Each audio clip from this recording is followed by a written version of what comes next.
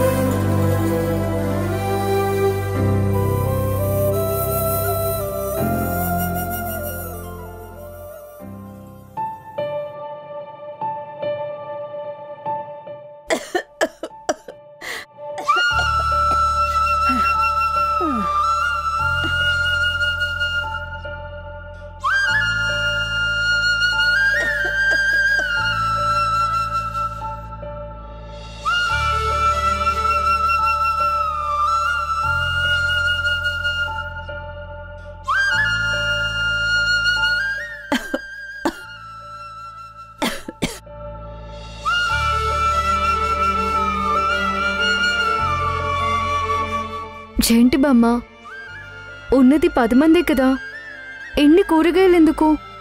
ఇవాళ సూర్య వాళ్ళమ్మ పుట్టినరోజమ్మా. కనీసం 100 మంది పేదవాళ్లకి 10 రకాలతో భోజనాలు పెడతాడు.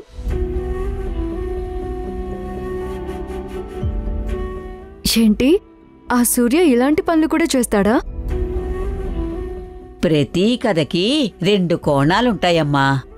ఒకటి మనకి తెలిసింది, 2 మనకి కనబడింది. ఇప్పుడు చూశావు కాబట్టి నీకు కనపడింది. నీకు కనపడని కోణం చెప్పనా? సూర్యాబాబు ఇష్టపడి ఈ దారి ఎంచుకోలేదమ్మా. పరిస్థితులు ఈ దారి ఎంచుకునేలా చేశాయి. ఇప్పుడు నువ్వు సూర్య దగ్గర చూస్తున్నావే మనుషులు, వాళ్ళు సూర్య ఈ దందా మొదలు పెట్టనప్పటినుంచి ఉన్నారు. తనని నమ్ముకున్న వాళ్ల కోసం ప్రాణాలిస్తాడమ్మా మా సూర్య.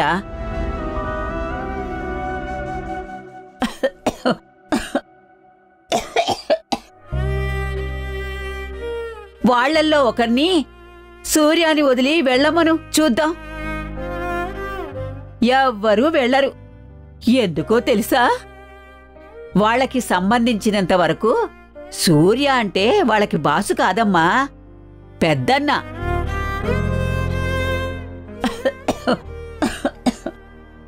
ఇవన్నీ కాదుగాని అసలు ఈ దందాలో నా అవసరం ఏముంది? అలాంటిది నన్నిక్కడ ఎందుకుంచాడో తెలుసా?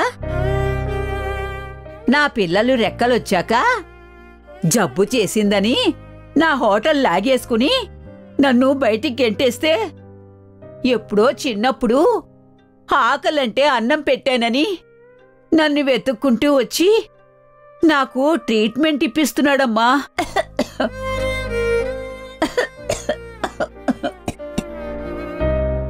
వాడు బయటికి క్రూరంగా కనిపించే సున్నితమైన మనసున్నవాడమ్మా. వాళ్ళమ్మ చనిపోయిన రోజు ముందు రాత్రి తనే కూర్చుని ఈ కూరగాయలన్నీ తన వాళ్ళందరితో కలిసి తనే స్వయంగా కోస్తాడు. చూడమ్మా, తెల్లనివన్నీ పాలు కాదు, నల్లనివన్నీ నీళ్లు కాదు. అయ్యో బామ్మ,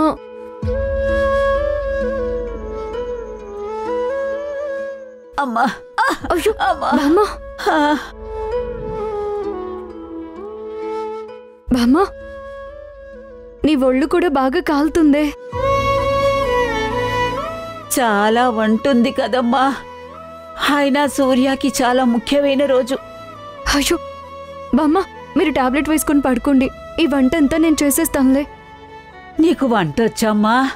అయ్యో బామ్మ, మా ఊళ్ళో తిరునాళ్ళకి నిలబడి 300 మందికి భోజనం వడ్డిస్తాను తెలుసా? అన్నీ కోసి కూడా పెడతాను. నువ్వు విశ్రాంతి తీసుకో, నేను చేసి పెడతానులే.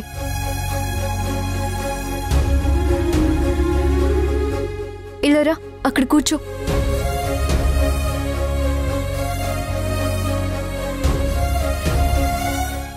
అమ్మా ఉండు, నేను టాబ్లెట్ తీసుకొస్తాను.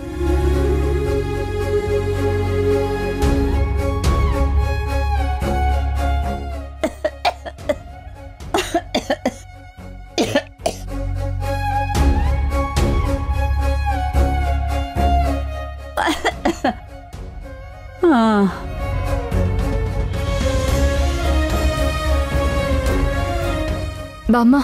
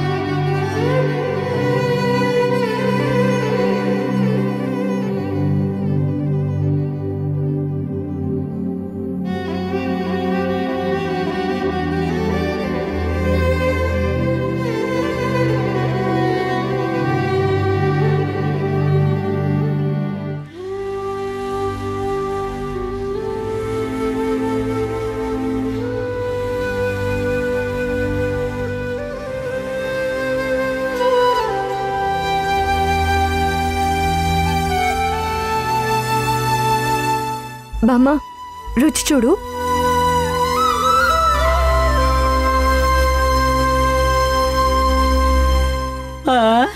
సూపర్.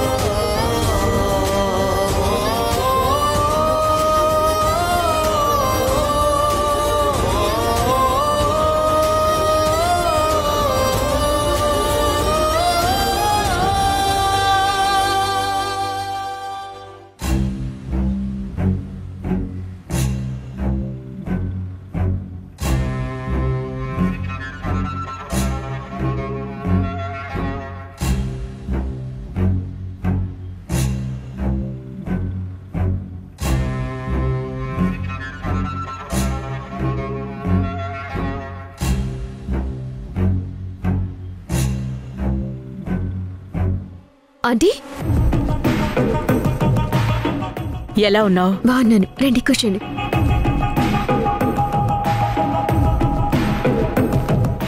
ఏంటండి ఇంకా మన ఇంట్లో విషయాలు? ఏముంది గ్రీష్మ, వసుంధర విషయంలో అన్నీ మనం అనుకున్నట్టే జరుగుతున్నాయి. కానీ ధ్రువ మాత్రం మరి పిచ్చివాళ్ళ అయిపోతున్నాడు.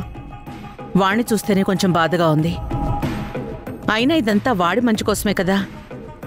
కేవలం డబ్బు కోసం నా కొడుకుని వల్లో వేసుకుంది. దాని చుట్టూ పిచ్చి కుక్కలా తిప్పుకుంది. నా కొడుకుని నా మీదకే ఉసుగొలిపింది. దాని ఫలితమే అనుభవిస్తోంది. డబ్బు కోసం కాక క్యారెక్టర్ చూసి ప్రేమించడానికి నీ కొడుకుది శ్రీరాముడి క్యారెక్టర్ కాదు మల్లిక. ఎంతో మంది ఆడపిల్లల జీవితాలతో ఆడుకున్న కీచకుడు. గ్రీష్మ, గ్రీష్మ, ఈ మధ్య నీకేమైంది? ఎక్కడో ఉంటున్నావు, ఏమేమో ఆలోచిస్తున్నావు? ధృవ గురించే ఆంటీ. చిన్నప్పటి నుంచి ధృవ గురించి ఆలోచించేదాన్ని. ధృవకి నా ప్రేమ ఎందుకు కనపడటం లేదు? ఈ డబ్బు కోసం అలా మనుషులు అసలు ఎలా నటిస్తారు?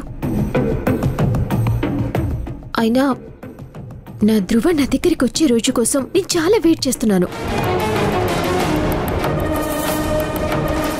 కొన్ని రోజులు ఓపిక పట్టు గ్రీష్మ. నీలాగా స్వచ్ఛంగా ప్రేమించే అమ్మాయి ధృవకి జల్లెడ పెట్టి వెతికినా దొరకదు. ధృవకి నీలాంటి అమ్మాయి దొరకడం కష్టం. ఆ నమ్మకం నాకుంది.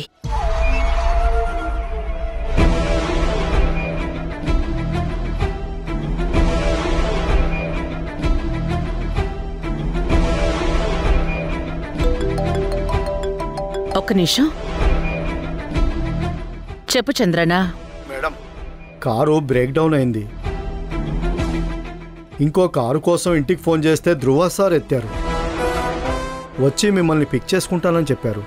సరే చంద్రనా, నువ్వు ఆ కార్ షోరూమ్కి కాల్ చేసి కంప్లైంట్ రేజ్ చేసి అన్నీ సెట్ చేసుకుని తీసుకునిరా. ఇలా సడన్గా బ్రేక్ డౌన్ అవ్వడం రెండోసారి. నేను ధృవతో వెళ్ళిపోతాను. Okay madam. సరే గ్రీష్మ, ధృవ నన్ను పిక్ చేసుకోవడానికి వస్తున్నాడంట. వాడు మనల్ని ఇక్కడ చూశాడు అంటే డేంజర్. నేను కిందకి వెళ్ళిపోతాను. హాఫ్ అన్ అవర్ తర్వాత నువ్వు బయలుదేరు. వస్తాను. Okay aunty. Take care. సరే ఆంటీ. ఓకే సరే అయితే జాగ్రత్త.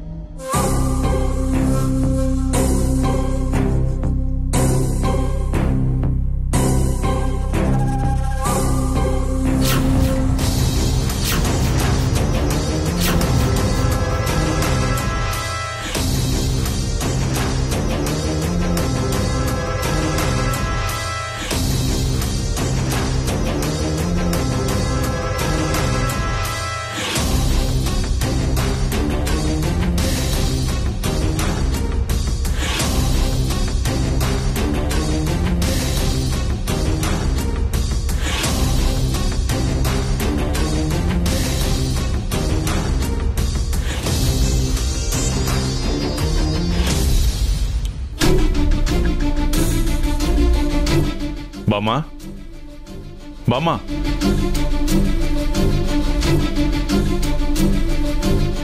బామ్మా, ఏంటి పడుకునున్నావు? కాస్త నీరసంగా ఉందయ్యా. టాబ్లెట్ వేసుకున్నావా? ఏమైనా తిన్నావా?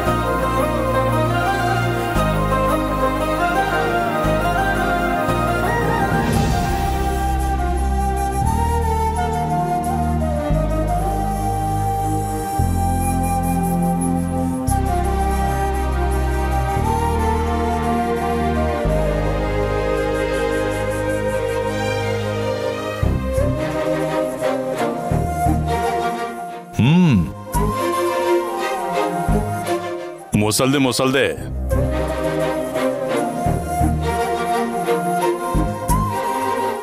బామ్మ, వంటలన్నీ చాలా బాగా చేశావు. అచ్చం అమ్మ చేతి వంటల్లాగానే ఉన్నాయి. ఇవాళ వంట నేను చేయలేదు సూర్య, వసుంధర చేసింది. నాకు జ్వరం ఎక్కువయ్యి కళ్ళు తిరిగితే నన్ను కూర్చోబెట్టి టాబ్లెట్ ఇచ్చి పాలిచ్చి తనే మొత్తం పనంతా చేసింది.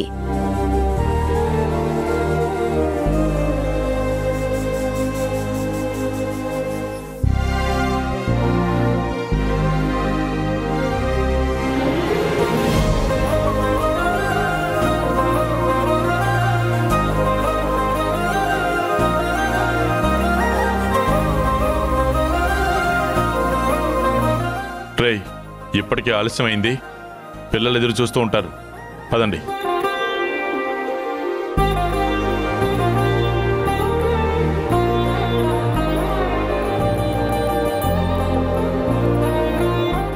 రేయ్, మీరిద్దరూ ఇక్కడే ఉండండి. బామ్మకు కూడా ఒంట్లో బాలేదు. పైగా ఆ పిల్ల ఒకతే ఉంది. జాగ్రత్తగా చూస్తూ ఉండండి. తనని ఒంటరిగా మాత్రం వదలకండి. రేపే మన పూర్తి ప్లాన్ అమలు.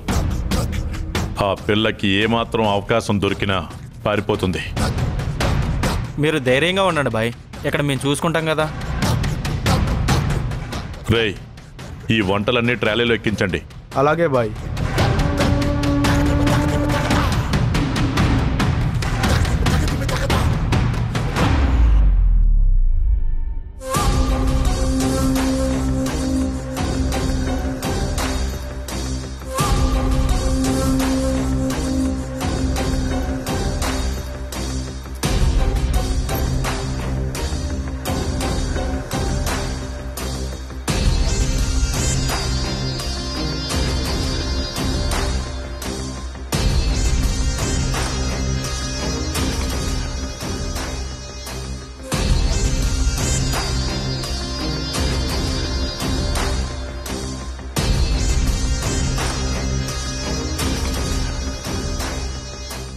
ఎప్పుడూ అతనితోనే అమ్మాయి కనపడింది. ఖచ్చితంగా ఇంట్లోనే ఉంటుంది. ఇక్కడే కాపలా ఉండి తను కనపడగానే సూర్యబాయికి ఫోటో వీడియో 2 తీసి పెట్టాలి. అప్పుడు బాయ్ ఖుషి అయిపోతాడు.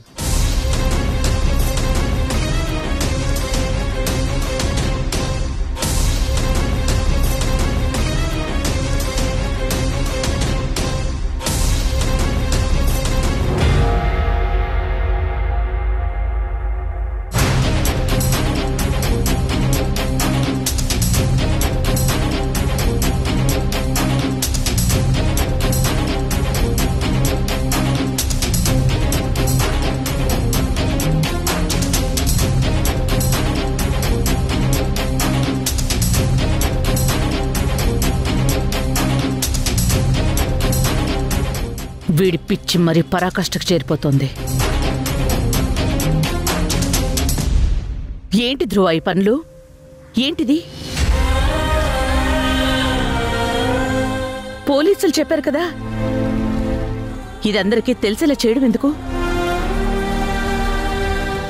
పేపర్ వాళ్ళు, న్యూస్ ఛానల్స్ వాళ్ళు దీన్నో పెద్ద ఇష్యూ చేస్తే కంపెనీ రెప్యుటేషన్ ఏమైపోతుంది?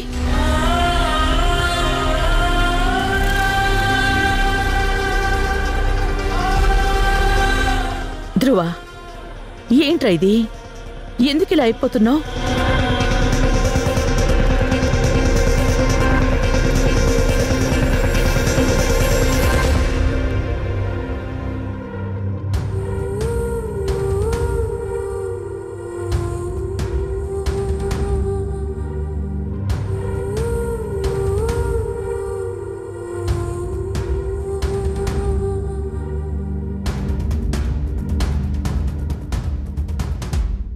ధ్రువ, ఏంట్రా? నన్నేం చేయమంటావమ్మా? పోలీసుల్ని అడిగాను. వాళ్ళు ఎవరెవరిని కలవమంటే అందరినీ కలిశాను. రోజు రోజుకి అసలు వసుంధర తిరిగి కనపడుతుందా లేదా అని నాకు అర్థం కావట్లేదమ్మా.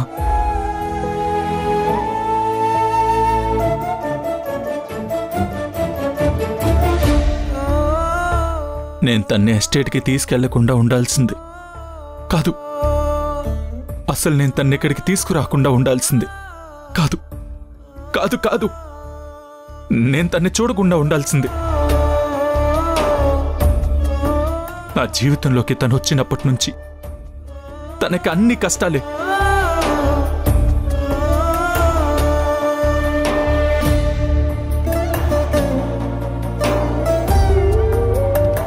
అప్పట్లో నేను టార్చర్ చూపించాను. తర్వాత గ్రీష్మ. ఇప్పుడు అన్ని దారులు మూసుకుపోయాయమ్మా. నడి సముద్రం మధ్యలో నిలబడినట్టుంది. ఎటు వెళ్ళాలో ఏం చేయాలో అసలేం తెలియట్లేదమ్మా.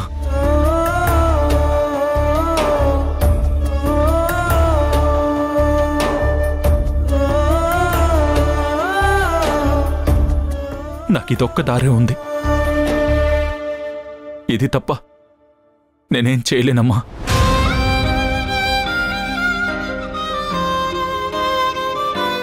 ఇప్పుడు ఇవన్నీ ఆలోచిస్తూ కూర్చోలేను. అర్థం చేసుకోమ్మా.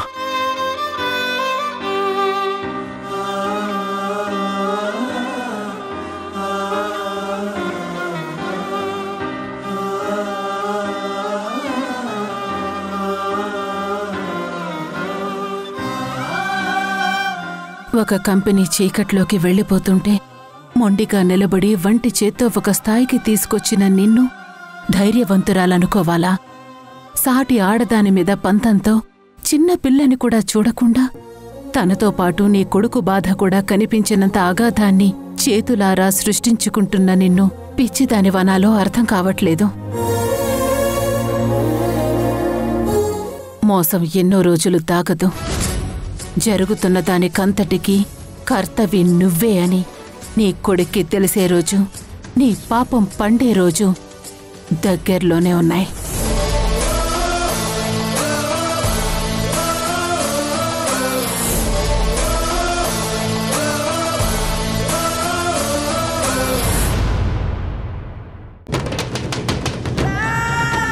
ఎక్కడికి వెళ్ళొస్తున్నావురా?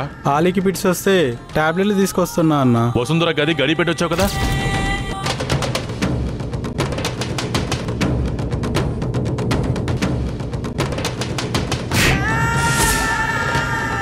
సూర్య